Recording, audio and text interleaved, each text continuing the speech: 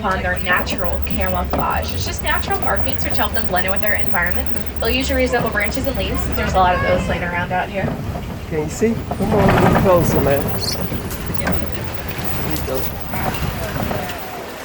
Take a look off to our right side over there. You can see an okapi hanging out on the hill. Okapi are a great example of a shy animal. Weren't discovered by the Western world till 1901. Up till then, they are considered to be a mythical creature. If we look to our left, hiding in the bamboo there, you can see some greater kudu as well. Kudu are the second tallest of the antelope species. They can stand about 55 inches at the shoulder. You can see that okapi a bit better from this side here. You can even see those zebra pants and socks. Despite the markings, okapi are the only known relative to the giraffe. They'll share a similar skull structure, prehensile tongues, as well as the same number of vertebrae in their neck, 7, same amount as humans. The stripes are just their natural camouflage. They'll mimic sunlight shining through the branches. Does a similar thing for that saddle-billed stork to our right as well. Saddlebills are the tallest of the stork species. They can stand about 5 feet tall with a 9-foot wingspan. As elusive as a lot of the animals out here can be, we do see some pretty big ones. Every now and then a big black rhino or two will grace us with their presence. Pretty hard to miss a black rhino. They weigh about 3,000 pounds. Can also charge at 35 miles an hour. They're often poached for their horns, which is sad since those horns are made of keratin. It's the same substance found in human fingernails and hair. There it goes. Take a look to our left there. You can see a big black rhino taking a nap. Rhino horns are very unique. They're not attached to their skull like other horn species. They'll act more like fingernails. They can grow back if damaged. That makes the poaching of the species all the sadder, considering there are currently less than 5,000 black rhinos left in the world. That's why it's important for reserves to keep up all their conservation efforts as well as their breeding programs. Help to keep those numbers climbing. If you look to our right side, very carefully up in the bushes near the tree line, you can see some dark reddish-brown coats hiding up there. Those are bongo. Bongo are known as the ghost of the forest since they're so rarely seen. They'll use their darker colors and their stripes to help them blend in. They have a pretty impressive set of horns of their own. Theirs are pushed to the back end of their body, helps them move through the bushes so that they can hide. We are headed out of the Ituri Forest, making our way down to the Safi River. It's home to some of Africa's most dangerous animals. And you know what that means? Hippos. Yep. Maybe when I say hippo, danger doesn't exactly come to mind, but they are considered to be one of the deadliest animals in Africa. They are extremely territorial. They swim on the water faster than people. They spend a lot of their day in the water. They can stay submerged for up to 8 minutes at a time, which gives them a great element of surprise on intruders. They also like to show off their big teeth. They are herbivores. They don't eat meat, but they are still pretty intimidating to look at. They are a nocturnal species. They spend a lot of their day asleep in the water. They can sleep fully submerged. It's just a natural reflex to float to the top of our air and float straight back down. They don't even have to wake up. You can see two off to our right side and to our left. There's lots of hippos over there as well. You wouldn't think the most fearsome animal in these waters would be facing many dangers, but their large teeth are a source of ivory, just like an elephant's tusks. It means that every day they grow closer and closer to endangerment due to illegal poaching. The ones to our left are hanging out with a different kind of pink animal. Those are the peaked-back pelicans. They get their name from the color that their backs turn during their mating seasons. Despite their size, they're one of the smaller species of pelican, though they can still have a wingspan of almost 9 feet. The dark and murky waters of the river aren't just a great hideaway for hippos, but for lurking crocodiles as well. One of the larger species of crocodilian in Africa is the Nile crocodile. They can be as long as a giraffe is tall, which is about 20 feet. Now, crocs, they're carnivores, so just a friendly reminder, please stay seated. Crocodiles have enough force in their jaw to crush the bones of their prey. That way they can rip large chunks off and swallow them whole. It's about 2,000 pounds per square inch.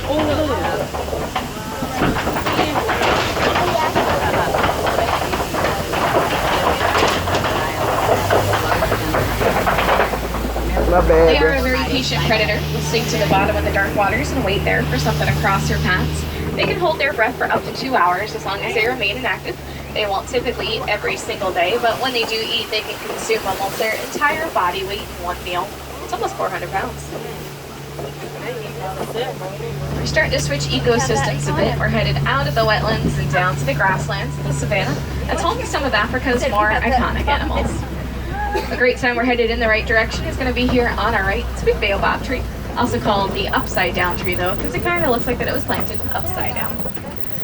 But you will start to notice a drastic shift in the environment out here. Certainly a lot less trees and bushes to begin with. The animals rely more on their speed and agility rather than their ability to blend in. What few trees there are, they don't have too many low-hanging branches. They're all about giraffing. Because the giraffes help to keep them nice and trim. Something they're happy to do is eat about 16 to 20 hours of their day.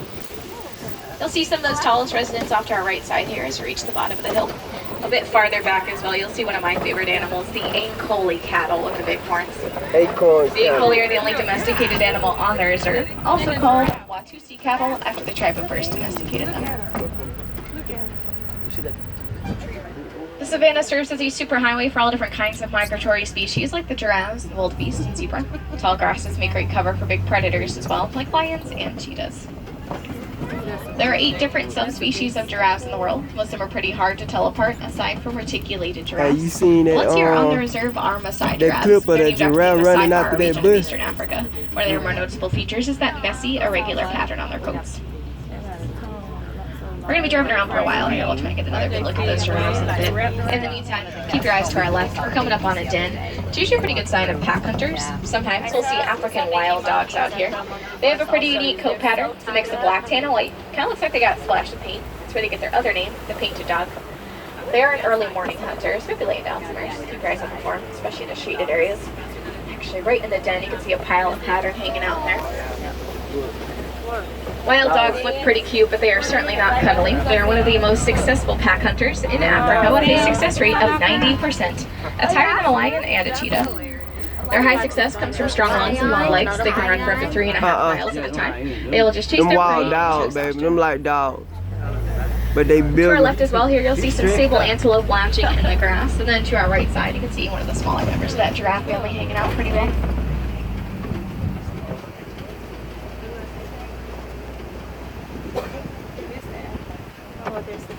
All the little giraffes that we're going to see look to be about a year old, maybe a little bit older. Baby giraffes aren't exactly born small. They can be born about 6 feet tall, weighing 150 pounds. On top of giving birth to a 6-foot baby, giraffes also have a gestation period of about 12 to 14 months. You can see a bit of the unique landscape gonna be as we one make our on way your around here. side. Lots of termite mounds serve as great vantage points and scratching posts for some of the animals in the area. They're typically made of dirt, termite saliva, and poop. They bake in the sun to a concrete texture. They do look pretty solid, but they are porous. They have lots of air pockets for ventilation as well as tunnel systems so the termites can move around. You can see how well the giraffes are keeping the trees trimmed for us. They have all the tools that they need to help them reach their food. Long necks, long legs. They also have very long tongues. Their tongues are prehensile. They'll act as an extra appendage to grab on. They could extend to an additional 18 inches to help them reach those high branches. That's long enough to lick their own eyeball if they wanted to.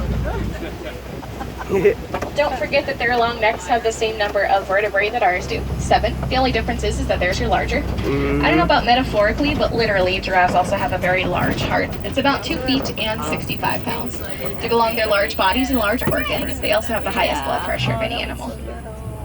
If you want to compare coat patterns, up above you on that spotting guide, that's actually a picture of a reticulated giraffe. Their coat patterns are very straight-edged. It's actually where their name comes from, Latin reticulata, which means net-like, as opposed to the messy pattern of the Maasai's.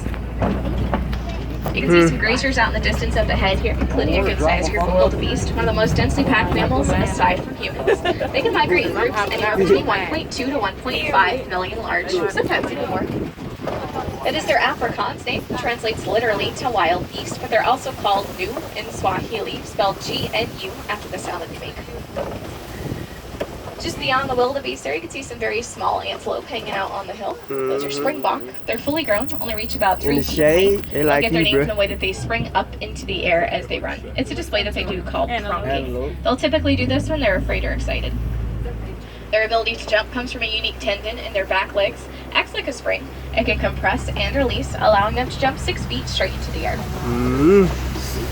Grazers do tend to stick together in larger groups like that. It's called a mega herd because there's safety in numbers, especially when you're the prey. Wildebeest have actually learned the distress signs of other species. They know when to run even when they can't see what's coming. We're starting to head to the other side of the savannah. To get there, we're going to pass through Monkey Point. Call it that because a troop of mandrills took the area over a while ago, so we're going to see if they're home today. The mandrill is the largest monkey in the world. Tails range about 100 pounds. Very distinguishable thanks to their blue and red facial features, which make them the most colorful monkey. I'm actually going to keep my eyes open for them. You guys can keep your eyes to our right. You'll see their new neighbor. He's a bit bigger than a monkey. About the size of an elephant. Yeah, it's an elephant.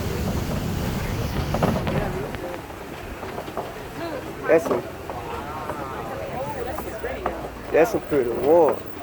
Thank you. Judging by his size, and I it know does look like there scenes is of water only one like good that. chance that's a big, handsome man. Males usually found in a herd of fully grown males known as a bachelor herd, or all alone, living a solitary life. Because elephants are matriarchal. They're led by that primary female. Some are between the age of 15 and 18. Males just don't need a female to take care of them anymore, so they get the boot. Get the boot. I'm not seeing too much monkey business out here today, but that's right. Start heading to the other side. Looks like that big guy was hanging out near our old road. We don't use it much these days, so it's good to see someone get some use out of it. Got washed away a while back. Since then, we've been taking our trusty old bridge. This is the oldest bridge in Harambe, and it can look a little scary. But if you just close your eyes like I do, you barely even notice.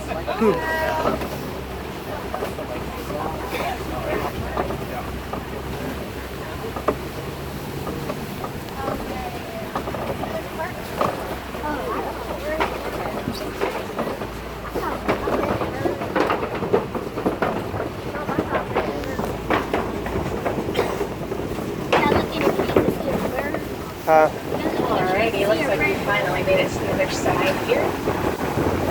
Does look like some elephants have made their way through here as well. You can see a few tusk marks in the red clay on the other side of us. Elephants like to eat red clay. They'll scrape it off with their tusks. It's kind of like a giant vitamin. Provides them with all their minerals. See a bit of a better sign of elephants there too. Very small elephants. I'm actually not allowed to stop here, but I'm gonna pull forward a bit and I'll slow down as best as I can. See, While reserves help protect elephants from habitat devastation as well as poaching, farmers out in the wilds of Africa are starting to help do their part as well. Some are building special fences around their crops filled with bees. Elephants are afraid of bees. They're very smart. They know that the buzzing means danger, so when they get too close to the fence and the fence starts to buzz, the elephants will run away. Helps to keep them safe and out of trouble. Looks like the rest of the herd just took ahead here. Larger groups tend to be a mix of female and young. They're led by the matriarch. She's the oldest and largest of the females. She knows all the best migration patterns as well as the best places to get food and water. I can see a few more actually. There's one by the baobab to her left, and then there's that one in the middle there a bit.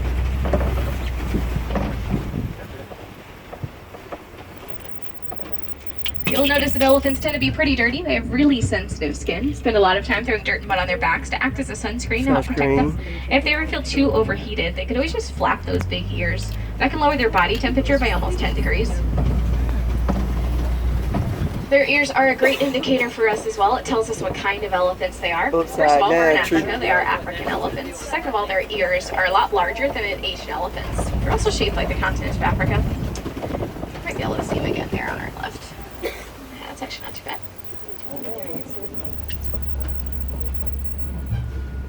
It does look like we have also stumbled upon a flamboyance of flamingos. These look like greater flamingo. They're the tallest of the flamingo species. Because they are so tall, that pink pigment stretches just a little farther. So they're also the palest of the flamingos. on the side, baby. Any good wilderness explorer knows that flamingos get the color from their diet. They'll eat a lot of food rich in beta-carotene, things like shrimp and algae. When they eat enough, they'll turn pink. It's a process that can take about 2 years from their birth. Flamingos have a pretty unique anatomy. It's almost impossible for them to eat unless their head is completely upside down due to their bill shape. Those long legs will also end at the bend. Anything after that is all ankle and foot, and they get 3 web toes. I did call them a flamboyance. It's what a group of flamingos is called. A lot of animals have unique names for their groups like that. We saw a bloat of hippos earlier, as well as a tower of giraffes. And it looks like something big is rolling around this bucket. Might also be on the lookout for a crash of rhinos. Rhinos will wallow around in mud till a thick layer forms on their skin. They then let it bake on at the heat of the sun to become a sunblock. It's interesting how sensitive a rhino skin can be, considering it's about 1 inch thick. You can actually keep your eyes to our right side here, just on the hill under these trees. There's a bunch of rocks sitting up there, but not all of them are rocks. Some of them are rhinos. Those are the white rhino, larger cousin to the black rhino that we saw earlier. They weigh significantly more, about 4,000 to 5,000 pounds. They can still charge at 35 miles an hour. A group of rhino, no matter what kind, will always be called a crash. It's a very fitting name, considering they can't really see more than 5 feet in front of their face. They have really good hearing, though. While we're rolling through the hills here, we're going to keep our eyes open for some spots. Seeing cheetahs in the area lately. Cheetahs are pretty quick, thanks to their spots. They tend to blend in rather well with their environment. They're one of the fastest of the land animals, can reach speeds of 50 to 60 miles an hour. They can't maintain their fast speeds for too long, though. Uses up a lot of their energy.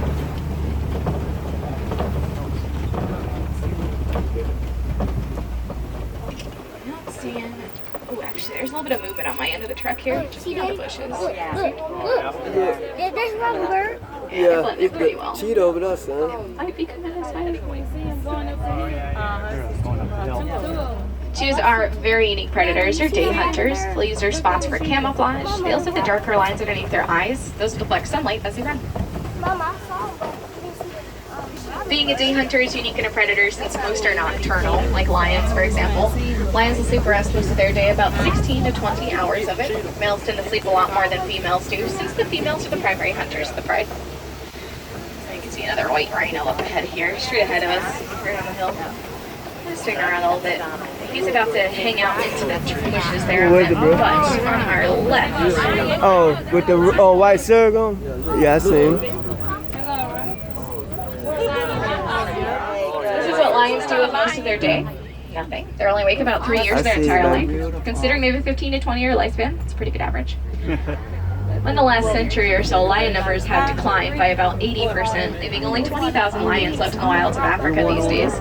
This is due to things like habitat loss as well as human conflict, whether it be poaching, trophy hunting, or even just farmers trying to protect lions. Since 1995, the Disney Conservation Fund has donated over $13 million to over 30 different projects around Africa, not just to help lions, but other species as well as their environments. You can see the whole family there, just 2 females, 1 male. So the pride will typically look like. Girls do all the work, so need more than one. Usually when females are out hunting, males stay home and take care of the cubs. They are all Simbas. It is the Swahili word for lion. And if you look to our left here, you'll see some big holes in the ground. Those are warthog burrows. I don't think they and Simba are best friends in real life, but warthog are one of the largest of the burrowing mammals. They'll dig a burrow with their tusk and their feet, and they'll back in with their tusk facing out. That way they're ready to defend themselves at any time. Just up ahead here as we roll by to our right, underneath the tree here, you'll see some big eggs sitting on the ground. Those are ostrich eggs. Fitting that the largest egg belonged to the largest bird. Ostrich eggs weigh about 3 pounds. They are very strong. You could stand on top of one and it would not break. Usually the nest consists of all the females' eggs, not just one. They'll also take turns sitting on it. Usually whoever's currently sitting on the nest will have their egg at the center.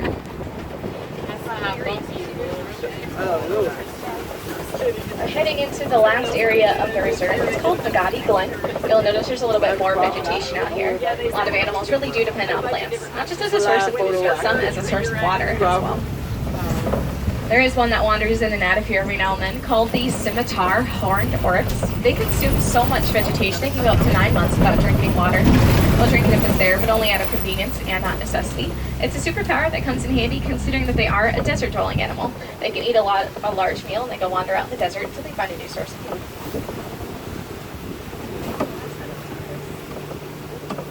With that, my friends, it does look like we're headed back towards the village of Harambe, which means that our safari is coming to an end. If you're wondering if there's anything you can do at home to help any of the animals we saw today, maybe just help your favorite animal. You can always practice with 3 R's: reduce, reuse, recycle. Many of the animals on the reserve are losing their natural habitats due to mining of a certain mineral found in electronic devices. So doing something as simple as recycling your old cell phone or your old laptop can help save their homes. You can even set up small ecosystems in your own backyard, like a bird house or a bird bath. Help provide homes and places to go for those who have